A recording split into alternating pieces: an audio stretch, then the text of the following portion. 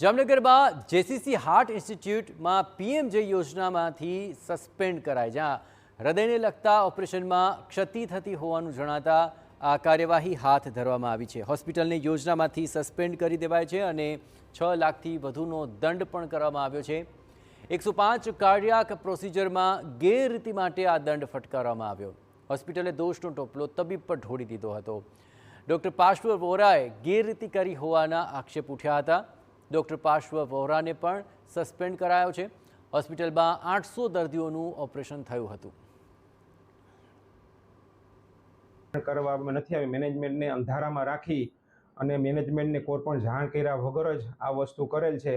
અમને જ્યારે ખબર પડી ત્યારે અમને તો એવી ખબર પડી કે અમારું હેમ પોર્ટલ એને સસ્પેન્સ કરી દીધું છે આને કારણે, અને અમે એ જ દિવસથી અમે એમને ત્યાં અમારી હોસ્પિટલમાંથી સસ્પેન્સ કરી દીધા છે।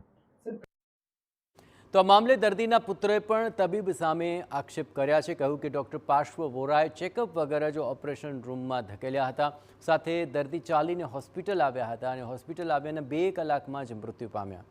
સાથે તબીબની બેદરકારીથી તેના પિતાનું મૃત્યુ થયું હોવાની વાત કરી કે જે દર્દીઓના ઓપરેશનની જરૂર ન હોય તેમના પણ ઓપરેશન કર્યા હોવાનો આરોપ લગાવ્યો।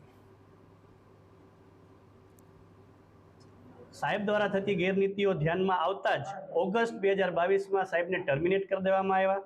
ડૉક્ટર પાર્શ્વ વોરાએ ઘણી બધી વસ્તુઓ પોતાની મનમાનીથી કરેલ છે, જેની મેનેજમેન્ટને પાછળથી ખબર પડી। અત્યાર સુધીમાં જેસીસી હાર્ટ ઇન્સ્ટિટ્યૂટમાં લગભગ 800 એન્જિયોપ્લાસ્ટી થઈ હતી। આ એન્જિયોપ્લાસ્ટીમાં મળતા ઇન્સેન્ટિવ માટે કદાચ પાર્શ્વ વોરા સાહેબે આ બધું કરેલ હોય એવું બની શકે। અમારી સાથે વિશ્વાસઘાત થયો છે, બાકીના પાર્ટનર્સોને આ કંઈ જ ખબર નહોતી।